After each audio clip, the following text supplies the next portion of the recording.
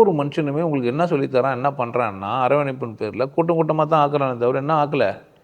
நீங்கள் ஒரு கூட்டம் இல்லை. அன்னதானம் பண்ணுறேன்னா என்னால் 20 வரைக்கும் கொடுக்க முடியும், இத்தனை மணி வரைக்கும் தான் கொடுக்க முடியும்னு கொடுத்துட்டு போகலாம் தானே. முதல் 100 பேருக்கு தான் என்னால் சாப்பாடு கொடுக்க முடியும்னு போடலாம். அங்கே டிஜிட்டல் கிளாக் வச்சுருக்கலாம். 90 பேர் சாப்பிட்டாங்க, இன்னும் 10 பேர் தான் சாப்பிட்ணுன்னு போடலாம். அவரால் முடியும்னா அப்படி தானே. ஏன் செய்யலை? அப்படி அவர் அன்னதானமே பண்ணுறாருன்னா ஒரு தனியாக ஒரு கழனியை நல்லா ஏறுவது, நல்லா விவசாயம் பண்ணி 4 பேருக்கு என்ன பண்ணலாம், வேலை போட்டு கொடுக்கலாம் தானே. அப்போ என்ன யோசிக்கல ஒருத்தருமே, கூட்டமாக வருமே இது நல்லது இல்லையே, எல்லோரும் வாழணுமேனு யோசிக்கவே இல்லை. எப்படி தான் யோசிக்கிறான், அவன் கொண்ட கொள்கை அவனுக்கு ஏதோ பிடிச்சிருந்தானா அந்த கொள்கையை மட்டும்தான் என்ன பண்ணுறான். அப்போ நீங்கள் மூலையில் எதை அரவணைச்சு வச்சுக்கிறீங்க. ஏதோ இந்த சமுதாயத்தில் உங்களுக்கு எது சரின்னு பட்டதோ அதெல்லாம் தூக்கி மூலையில் வச்சிக்கின்னு அதுக்காக தான் என்ன பண்ணுக்கிறீங்க நீங்கள் வாழ்ந்துன்னு, அவங்களுக்கு மட்டும்தான் நீங்கள் மதிப்பளிச்சுக்கிறீங்க. மற்றவங்களாம் ஏன்னா ஒரு மனிதர்கள் கிடையாதா. இப்படியே போட்டிருக்கலாம், உணவருந்த காசு இல்லாதவர்களுக்கு மட்டும் போட்டிருக்கலாம், காசு இல்லாதவங்களுக்கு கொடுத்துருக்கலாம். அப்படி தானே. இல்லை யாரோ அவங்கள வாங்கிங்களுக்கு மட்டும் போட்டிருக்கலாம்.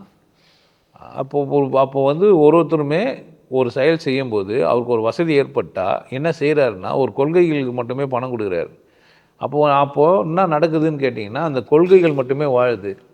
அப்போது ஒரு கூட்டமாக தீவிரவாதிகளாக மாறுறாங்க. ஒருத்தர் என்ன பண்ணுறாங்க, அடிச்சின்னு சாகிறதுக்கு ஃபண்டு நடக்குது தானாகவே. ஒருத்தன் ஏழையாகிறவனுக்கு அந்த சபையில் போய் சேர்ந்து என்ன பண்ணுறான், அவன் துப்பாக்கி தூக்குறவனா மாறுறான். அரவணைப்பு என்னாவது, ஒரு மதம் மற்றவங்களெல்லாம் கூப்பிட்டு அரவணைக்குது. நீ இந்த இந்த இந்த இந்திய தேசத்தில் நீ பிறந்துட்ட, இங்கே ஜாதிய கட்டமைப்பு இருக்குது, நீ எவ்வளோ தான் முயற்சி செஞ்சாலும் 4வது 5வது வருஷத்தான் தான், நீ என்ன கூட வந்துரு, நான் என்ன பண்ணுறேன் உன்னை பாதுகாப்பு தரேன்னு சொல்லி அரவணைச்சவொன்னே என்ன ஆகுறீங்க, மதிக்காத சமூகத்துலேருந்து பிரிஞ்சு போய் மதிப்பு தேடி போனீங்களே தவிர அது உண்மையிலே மதிக்க தகுந்து தானா அப்படின்ட்டு. இங்கே இருக்கிற குப்பையை எடுக்கணுமா, இன்னொரு குப்பையில் போய் சேரணுமா, இங்கே ஜாதி இல்லைன்னு ஆகணுமா, இங்கே ஜாதி எழுதுன்றதுக்கு இன்னொன்று போயிடணுமா, போயிட்டு அவன் இவனை கூட சண்டை போடும்போது நம்மளாம் 6வது வர்ணம் தரணா மாறிடுவோன்றான். அப்போ எப்போ பார்த்தாலும் காலத்துக்கு நம்ம என்னவாகவே தான் இருக்க போகிறான். எதுக்காக போராடிங்கிறோன்னு யாருக்குமே தெரியல. அப்போ நமக்கு ஒரு பாதுகாப்பு குறிச்சாங்கன்னா அன்றைக்கி தான் கர்ணன் போனான்லாம் இல்லை, இன்றைக்கி நம்ம இப்படி தான் இருக்கிறான்.